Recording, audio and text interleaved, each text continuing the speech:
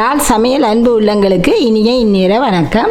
இன்றைக்கு நாங்கள் தீபாவளி நெருங்குது, அதுக்கேற்ற மாதிரி ஒவ்வொரு பலகாரமாக செய்வோம். இன்றைக்கு பைத்தமுருட்டை செய்வோம். வாங்கோ பார்ப்போம். தேவையான பொருட்கள்: பயறு, இதை நான் கழுவி நல்லா கழுவி காய வைக்கிறது. இந்த சரியான மழையை இந்த வழியாக நல்லா உலர வச்சுருக்கு, வீட்டுக்குள்ளேயே உலர வச்சு எடுத்துருக்கிறேன். பயறு, தேங்காய்ப்பு, ஒரு தேங்காய் திருவி வச்சுருக்கிறோம், உப்பு, ஏலக்காய், சீரகம், மிளகு, சீனி.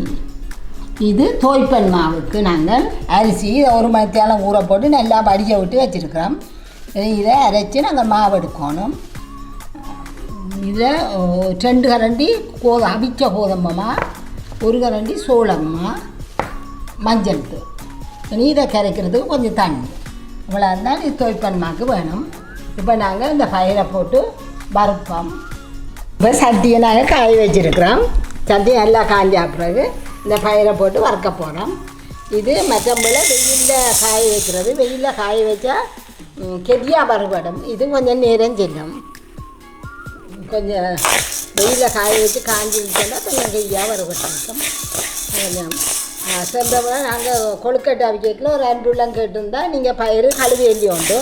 நாங்கள் ஒவ்வொரு முறையும் என்ன பலகாரம் செய்கிறண்டாலும் பயிரை கழுவி காய வச்சு வறுத்து தான் குத்தி வைப்போம். ஒரு போத்தருக்குள்ளே போட்டு அதை போட்டு சமைக்கல திருப்பி கழுவ தேவையில்லை.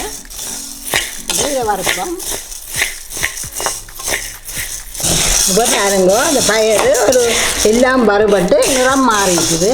இப்போ நீங்கள் இது எடுத்து ஒரு இதில் வச்சு அமர்த்தி பார்த்தீங்கன்னா தெரியும், வறுபட்டா தெரியும். இப்படி வச்சு அமர்த்தி பார்த்தீங்கன்னா பயிறு சிவந்து போய் இருக்கும். இனி நாங்கள் எடுத்து வச்சுட்டு இதை இறக்குவோம். இப்போ இதுக்குள்ள இது நல்லா ஆறணும். ஆறினாப்புல நாங்கள் இதை அரைச்சி எடுக்க போகிறோம். இது நல்லா ஆறட்டும். அதுதான் தேங்காய் பூவை போட்டு வறுப்போம். இதில் ஒரு தேங்காய், ஒரு பெரிய தேங்காய் இந்த பூ கிடக்குது. நான் மற்ற 2 அளவுகள் எல்லாம் மாவா வந்த பிறகு நான் உங்களுக்கு சொல்லுவேன். மாவா எடுத்து அளந்து சொல்லுவேன். இதை இனி இப்படியே வறுத்து நல்ல சிவக்க வறுக்கணும். இப்படியே வச்சு மெல்ல மெல்லமாக வறுப்போம். வறுத்து கொண்டு இருக்கிறேன். இன்னும் பரம்பரையில் கைவிடாமல் வறுக்கணும். நீங்கள் விட்டுட்டு அங்கால விட்டுடும் போயப்படாது. தேங்காய் வறுக்க துவங்கினா அது வறுத்து இறக்க மட்டும் பக்கத்துலேயே நின்று வறுத்து கொண்டு இருக்கணும். இன்னும் 10 நிமிஷத்துக்கிட்ட செல்லும் சிவக்கோணும். தேங்காய் எல்லாம் வறுக்க பார்ப்போம். இன்னும் சிவக்கோணும். 10 நிமிஷத்துக்கு 15 நிமிஷத்துக்கிட்ட வறுத்துட்டேன். இன்னும் பதம் வேற இல்லை. அப்படியே வறுத்து கொண்டு இருக்கோம். இப்போ நாங்கள் வறுத்து வச்ச பயறு நல்லா ஆறிட்டுது. இப்போ நாங்கள் இந்தியை அரைச்சி மாவு எடுக்க போகிறோம். மிக்சியில் அரைச்சி வச்சு மாவே எடுப்போம்.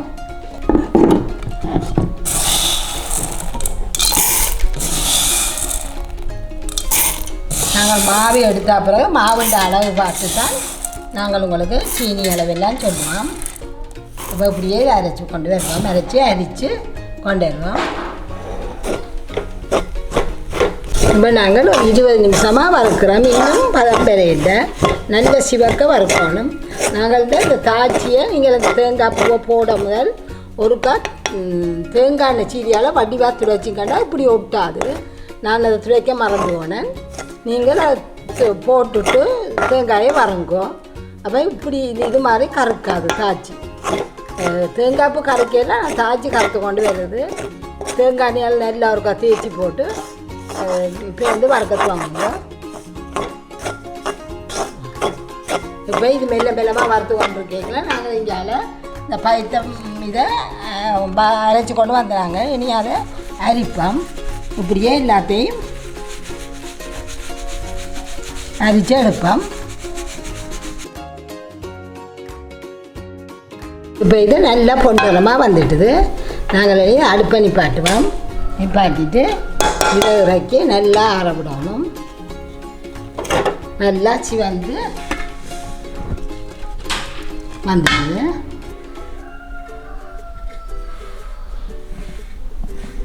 இது நல்லா ஆறட்டும். இதை நாங்கள் அரைக்கணும். நாங்கள் 2 கரண்டி 2 படி பைத்தமாக எடுத்துட்டோம். இதுக்கு 2 கரண்டி மிளகு போடணும். இந்த மிளகு என்னென்னா நாங்கள் பைத்தம் உருண்டை செய்யல உரைப்பாக இனிப்பாக அந்த மணமாக இது நல்லா இருக்கிறது ஒன்று போட்டி போட்டு கொண்டு இருக்கணும். இதை பைத்தம் உருண்டைக்கு உரைக்கவும் வேணும், இனிக்கவும் வேணும், நல்ல வாசமாகவும் இருக்கணும். அதுக்கு நாங்கள் நல்ல 1.5 கரண்டி மிளகு போடுவோம். 1 கரண்டி சீரகம் போடுவோம். இப்போ இது 2 நல்லா வறுப்போம். இதை வறுத்து நல்ல வாசம் தர மட்டும் இதை வறுக்கணும். நாங்கள் இதில் உரைப்பும் நல்லா இருக்கணும், இனிப்பும் கூட இருக்கணும், மணமும் கூட இருக்கணும். இந்த பைத்தம் உருண்டையில் ஒன்று போட்டி போட்டு கொண்டு இருக்கணும். இப்போ மிளகு வறுவட்டு நல்ல வாசம் வருது. சீரகத்தில் மணமும் மிளகுல மணமும் தெரியுது. வெடித்து கேட்குது. இந்த நேரம் நீங்கள் இதை இறக்கலாம். இறக்கி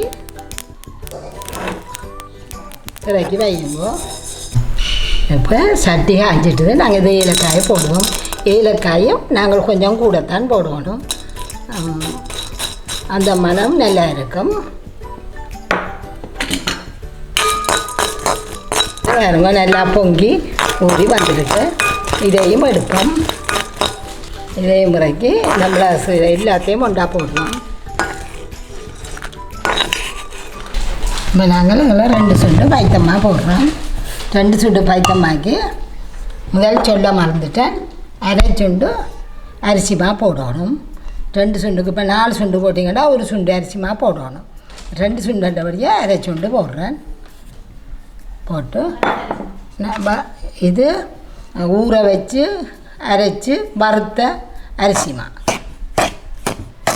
இதை நல்லா கலக்கணும். நாங்கள் வறுத்த அரிசிமா இனியும் 2 சுண்டு போடுவோம். இப்போ நாங்கள் இதிலே ஒரு 2 கரண்டி, இதுலேயே ஒரு 2 கரண்டி. அதில் தனியாக தேங்காய் போய் இங்கே அரைக்க மாட்டீங்க.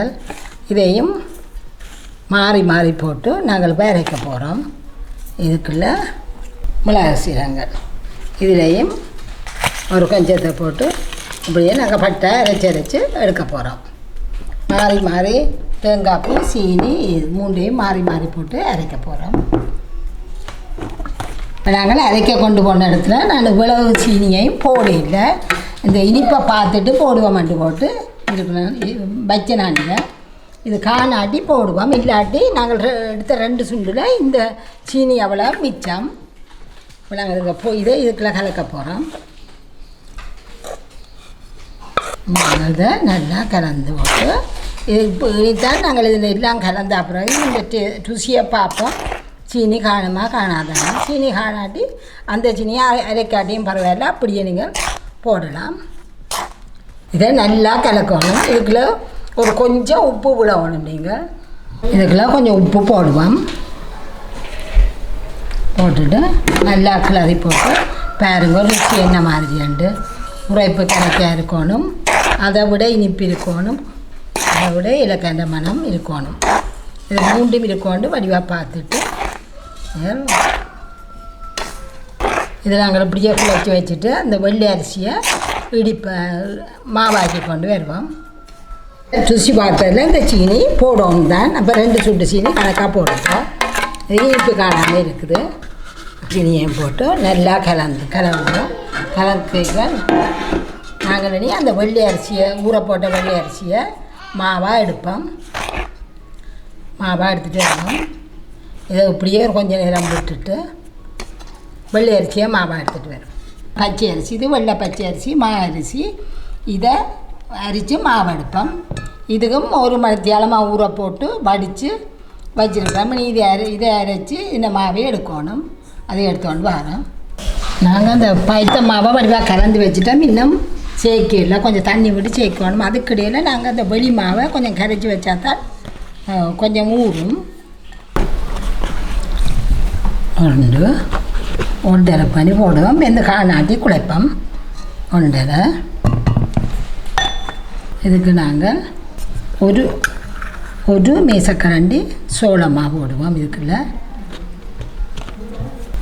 2 மேசக்கரண்டி அவிச்ச கோதம்பமாக போடுவோம். இதோட ஒரு கொஞ்சம் உப்பு போடுங்க. ஒரு கொஞ்சம் உப்பு. மஞ்சளும் கணக்க போடக்கூடாது.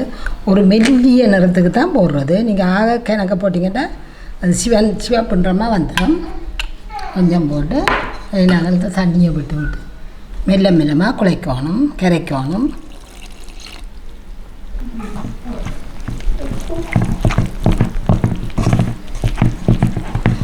இப்படியே கரைச்சி எடுத்து நாங்கள் அந்த மாவை உருட்டு மட்டும் இது கொஞ்சம் இதுக்கு இன்னும் கொஞ்சம் தண்ணி ஆக்கலாம். ஒரு கொஞ்சமாக கட்டியாகவும் இருக்கப்படாது, ஆக தண்ணியாகவும் இருக்கப்படாது. கரண்டி கணக்கில் விடணும். ஒரு சொட்டு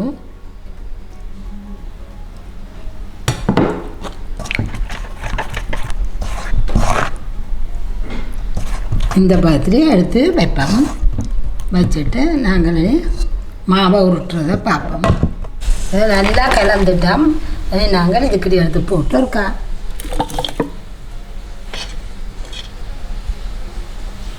ஒருக்கா சேர்ப்போம். நாங்கள் சும்மா கலண்டியால் தானே கலந்தாங்க, வடிவாக கலந்து பட்டிருக்காது. இதுடி ஒருக்கா கலந்து எடுத்துட்டு நாங்கள் உருண்டை பிடிப்போம். இதில் சின்ன இதில் நாங்கள் கேக்கில் முந்தி பழைய காலத்தில் உரலில் போட்டு இடித்த மாதிரி இது காணக்கூடியதாக வரும். இல்லாட்டி ஒரு கரண்டி சுடு தண்ணி விட்டு நாங்கள் கலக்க வேண்டி வரும்.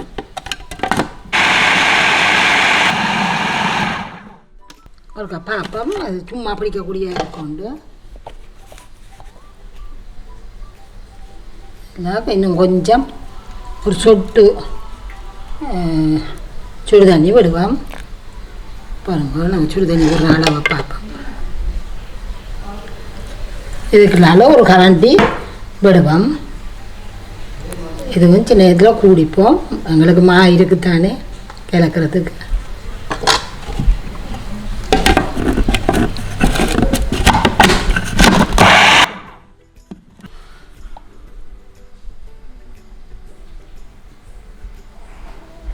நாங்கள் இறுக்கி பிடிக்கணும். இறுக்கி பிடிக்கிறேன்டா இந்த பதம் சரி. கொஞ்சம் கஷ்டப்பட்டு எல்லாரும் பிடிக்க மாட்டோம். இன்னொரு கொஞ்சம்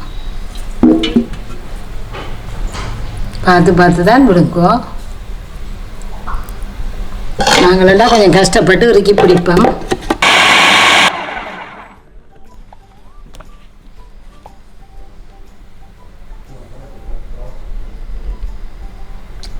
வாங்கோ, நீ இது சரி.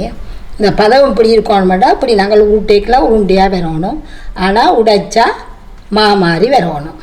இதுதான் பதம். களியாக இருக்கக்கூடாது. நாங்கள் தான் நல்ல வடிவாக உருட்டி எல்லாத்தையும் வலிச்சு எடுத்து அடியில் ஈரத்தன்மை இருக்கும். அதெல்லாம் சேர்ந்து நல்ல கணக்காக வரும். வாங்குவோம். செடிகளை போட்டு கையால் கொஞ்சம் நேரம் நல்லா அமர்த்தி செய்ய நல்ல பதமே இருக்கும். அப்போ நீங்கள் இனி உருண்டை பிடிக்கலாம். அப்படி அந்த மிக்சரோ கிரைண்டரோ இதுவுமே இல்லாதாக்க உரலுக்குள்ள போட்டு பழைய காலத்தில் உரலுக்கெலான்னு இடிக்கிறது. உரல் வசதி உள்ளாக்கள் உரலுக்குள்ள போட்டு இடிங்கோ. இப்போ பாருங்க நல்லா அமர்த்தி பிடிக்கக்கூடிய இருக்குது. ஆனால் நீங்கள் இப்படி பிடிச்சி போட்டு இதை நீங்கள் இப்படி அமர்த்தி உடைச்சா அப்படி மாவாக வரணும். மாவாக இருந்தால் தான் அது களியாக வரக்கூடாது, மாவாக இருக்கணும். இதை இப்படி உருட்டி கொஞ்சம் கஷ்டம். வடிவான வட்டமாக வரையில இப்போ இந்த இடத்த அதெல்லாம் வட்டமாக்கி சுற்றி வட்டமாக்கணும். நீங்கள்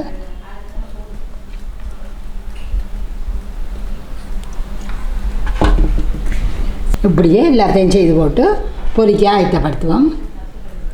உங்களுக்காக கஷ்டமாக இருந்தால் சாடியாக தண்ணியில் இந்த நாங்கள் இதுக்குள்ள 2 கரண்டி விட்ட தண்ணி சுடு தண்ணி இந்த கேத்திரத்தில் இருந்து எடுத்து விட்டேன். நான் சுட வச்சு போட்டு வந்து வச்சு விட்டேன்.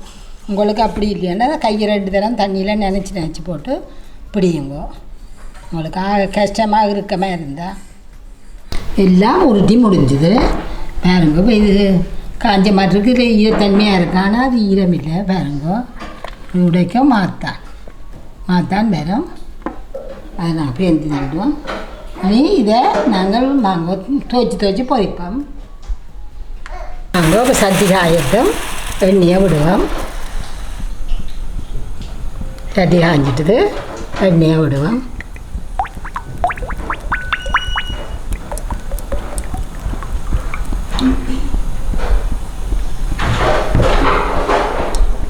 எண்ணெய் கொதிக்கட்டும். கொஞ்சம் அடைஞ்ச மாதிரி இருக்கும். நாங்கள் நல்லா கலக்கணும். இதுக்குள்ள உப்பு, மஞ்சள், சோளமா கொஞ்சம், அவிச்ச கோலமா, அரிசிமா இவ்வளவு போட்டு பச்சை தண்ணியில் கரைச்சினாங்க. இதை நல்லா கலந்து விட்டுட்டு இனி ஒன்றுண்டாங்க எண்ணெய் காய ஒன்றுண்டா போட்டு பொரிப்போம். எண்ணெய் காஞ்சிட்டு நாங்கள் இப்போ ஒன்றுண்டா துவச்சி பொரிப்போம்.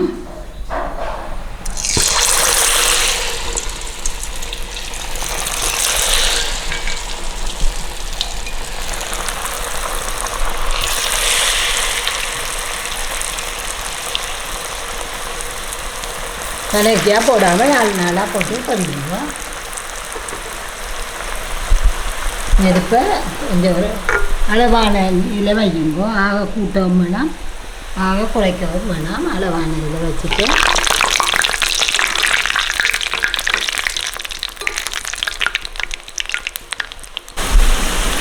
இதை இறக்குவோம்.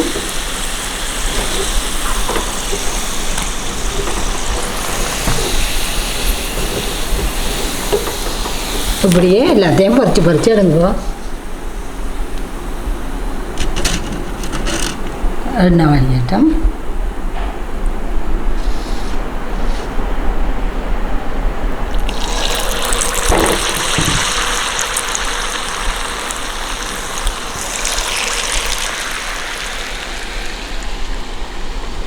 கடைசியான எடுக்கிறோம்.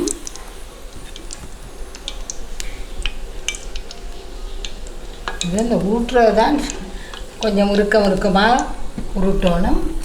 உருட்டிட்டா பொரிச்சு கடை பொரிச்சு எடுத்துடலாம். தீபாவளிக்கு இதே மாதிரி நீங்களும் செய்யுங்க. இப்படியே வரும். அதுக்குள்ள நாங்கள் போட்டு அந்த சோளமா இல்லாட்டி நீங்கள் அதை போட தேவையில்லை. கட்டாயம் வண்டி இல்லை. சோளமா தனியாக அரிசி மாவும் கோதுமை மாவும் போட்டு செய்யலாம். இப்படியே செய்யுங்க.